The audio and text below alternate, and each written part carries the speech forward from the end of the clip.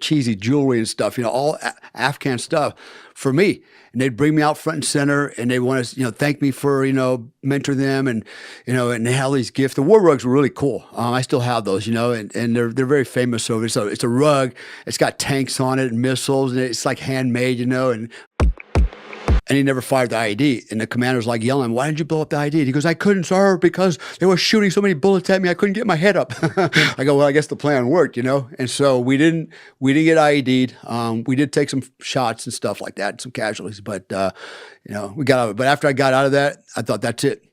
I made it. I'm done. That's it. It's all over. That was it for that. That was it for that that war. I was out of there. Right. Right. And came back and started doing all the Hollywood stuff and the corporate stuff and, and Hong Kong stuff. So, yeah.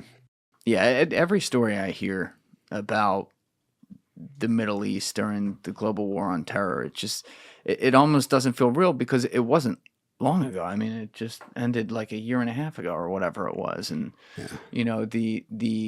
it's like it's halfway around the world, but you guys saw it. You saw exactly what it was. You saw life in danger at all times, not just your own, but the people who live there and by their own people, and in many cases with a place like Afghanistan. But when we touched on it a little bit already, but when you saw the imagery that looked like leaving Saigon, basically like a redux of that in August 2021 with Afghanistan falling, were you one of those guys who was like, fuck, we got to go there. We got to go find the interpreters that helped me over those years or whatever? What was going through your head? Yeah. So, all right.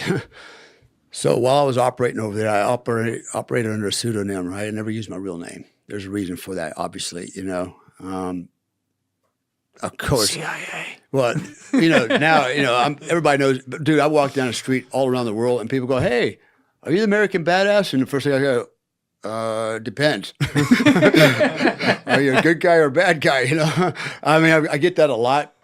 Obviously I can't escape the mustache, and I don't care. I don't try to either. I'm not trying to. Yeah, that mustache, I can see that fucking. Well, thing I don't. from a mile away. Everybody thinks I'm Stone Cold Steve Austin, so I take a lot of pictures pretending to be him. Like, yeah, and sometimes it's what's the name of the Hulk? Hulk Hogan. Hulk Hogan.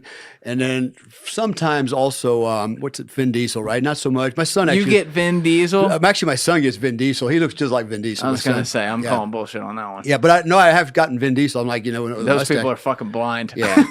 I don't know. So, yeah. Anyways, but to your point, when that happened, when Kabul fell, I don't know how a lot of my soldiers, because they never knew me by my full name. Never. And they never had, but they found me. They found me on social media, Facebook, and they called me Commander because for all intents and purposes, I was a commander. And it was like, "Commander, can you help me? Can you save me and my family? Can you come?" And I tried. Actually, I had a couple guys and their families lined up to go out on a couple lifts. One was an Australian bird, and both of them fell through. I actually wrote them letters to get them passage through the gates, so they could show, "Hey, look, this guy, blah, blah, blah, he's vouching for me." I tried everything I could to get these guys out, and to no avail. It was just very hard to get them out. And they're even to this day, they're still texting me. I got a guy 3 days ago just text me, Commander, how are you? And that's how it starts. And I know what they want. Can you get me? Can you help me? Actually, part of my unit was killed in a raging firefight protecting our base. And it was on the news, and they all went down. They went down blazing, man, to the man. So half my unit's gone, dead, killed. Yeah, trying to defend the camp, the base. And it did make the news. I know who they are. I know the camp. Some people know who it is, but those guys are gone. And there was only 42 guys in my platoon, and so I told my guys, I said, "Man, you're going to have to run for the hills, but there's nowhere to go." He said, "As soon as they find out who you are and who you were working for, you're a dead man." In fact, had one guy text me hiding with his family, literally texting me in hiding. He said, "They're outside right now looking for me. What can I do?" I don't know what to even tell you at that point. You're Johnny on the spot. But I just felt so bad because they were pleading with me to help them. I'm the guy that was always there for them, leading them, leading into combat, making decisions, taking care of their welfare, and I was the daddy, man, and suddenly daddy can't help them, and it really made a lot of guys mad. My guys were like, now you just kick us to the curb. The chips are down. You're just going to leave us behind. Yeah. And unfortunately, A lot of guys I'm sure a lot of them are dead, since then. They can't get out. The roads are blocked. They're contained. It's pretty irritating, man, when I think about that. These are guys, let me tell you how loyal these Afghans were. Yeah. I remember I had the same 42 dudes. They were some of the best Afghans over there. And we would go do ops all the time. In fact, we had a 2-man rule in Afghanistan. A 2-man rule stated that, as an American, you never go out without another American. You always at least 2 Americans, no matter what you do, right? But I broke the rule all the time. I usually went out by myself with my guys. That's how much I trust them. In fact, they would stand there and look at me and go, Mr. Dale, don't you worry. He goes, we'll form a wall around you. We will not let anything happen to you. And I knew they wouldn't. I mean, these guys would freaking get it on, man. And I won their hearts and minds because I'm the guy that, if something didn't go right, hey, take the day off. Here's a bonus, Man, we had tons of money for these guys, and I made sure I took care of them, kept them happy. And every time I rotated out for a vacation before I come back, every time I left, I'm the only guy that I can remember where they would actually have a formation and they would lay out all these things like war rugs, traditional women's Afghan dresses, and all kinds of cheesy jewelry and stuff, all Afghan stuff for me. And they'd bring me out front and center, and they want to, thank me for, mentor them, and and they had all these gifts. The war rugs were really cool. I still have those, and they're very famous over. So it's a rug.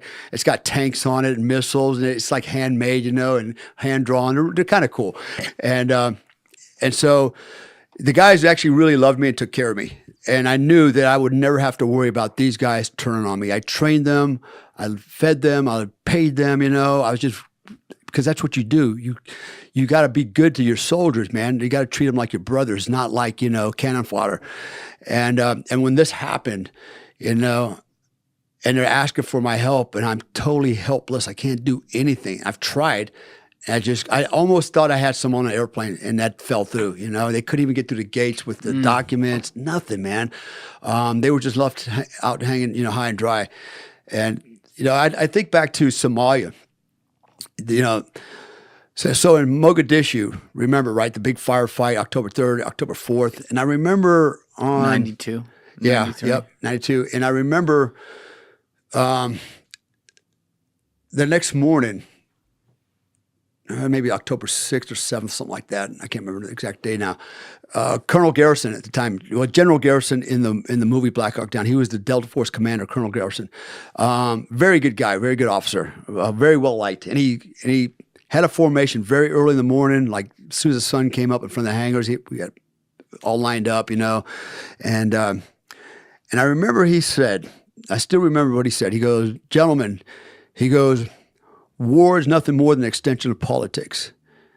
And he goes, as of today, we are going to redeploy and go back to the U.S. Operations are over. And we're all standing there just dumbfounded going, wait a minute, we're still missing men. We're still missing people, right? Bodies. Someone's going to lose an election in November, though. And remember, it was Bill Clinton at the time in office, and we're all kind of looking at each other going, wait a minute, as a soldier, you're required to complete the mission, right? That's expected. If you have a mission, your job is to complete the mission. Mission and then men, okay? That's the order.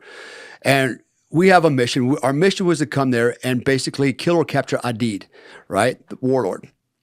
That mission wasn't complete. Moreover, we've already lost bodies, and we can't find them, right? And there's people out there that need our help, Americans. And so what we expect as soldiers is that our commanders, including the commander-in-chief, the president, Clinton, to have the same resolve to continue the mission and see it to its end. And he didn't. He said, no, we got punched in the nose, we're going to go home. And well, all these men are dead. For what and why? So you can just quit and go home? We want to continue to campaign, at least get our bodies back, And this guy he's done. It made no sense, right? And it's one of the few times where I really started looking at combat and war differently. I started looking at the politics of it all. And sometimes I started questioning. I was like, what is this all about, man? What do we do? Who am I? Why am I doing this in? And then when Kabul happened, I go, there it is again. We wasted so many lives, wasted so many lives to what end? Nothing, right? So those are two occasions in my military career. I'm 60 years old, and I've been in the military since I was 18, or working for the government in this capacity. And those are two incidents that really stand out. And I'm like, wow, the U.S. government had no problem wasting lives, good men, and putting their families and their children out there, without their fathers. And they didn't have the balls to complete the mission, the same thing they expect from us. If I didn't complete the mission, I get hung out to dry. I'm a shitbird for not doing my job. But they don't do their job, and their excuse is what? What was the excuse? There's no excuse. You think you're the guys in offices in D.C., they can make decisions from there. Yeah, exactly, right? And so, man, that's one of those things that really, really pisses me off when I think about it, is I think about the good men like Gary, for example, Gary Gordon, that are gone for what? Mark, a friend of mine. Who was Gary? Gary Gordon, Congressional Medal of Honor winner in Mogadishu. Oh, right. Yeah. And others. I mean, they're dead now. I mentioned the SEAL earlier who died a year after, he adopted a little baby girl, It's like, okay, for what? Why'd all that happen, sadly, it is what it is. War is a racket. And, when people... How do you stop that? You don't stop it. You know why? I'll quote Gustave Le Bon. He said, man is a warring ape. We've been, since the dawn of time, since the dawn of man, we've had over 12,000 wars. This is our nature. War is our nature. This is what we do. Why? We're driven by three things. In my estimation. Power, money, and pussy. At the end of the day, procreation. Those are the three things that drive us, right? And we fight for that shit, right? And we kill for that stuff. It's really what it comes down to. And as long as there's power, there's money, and there's pussy, there's going to be conflict, And it's never going to end. And so there's no utopia. Get over it. So now what we've got to do is, if we can, first of all, we don't have to accept it, but just know this is a reality that, combat and war is what it is. Prepare for it, but also know that, life's not fair.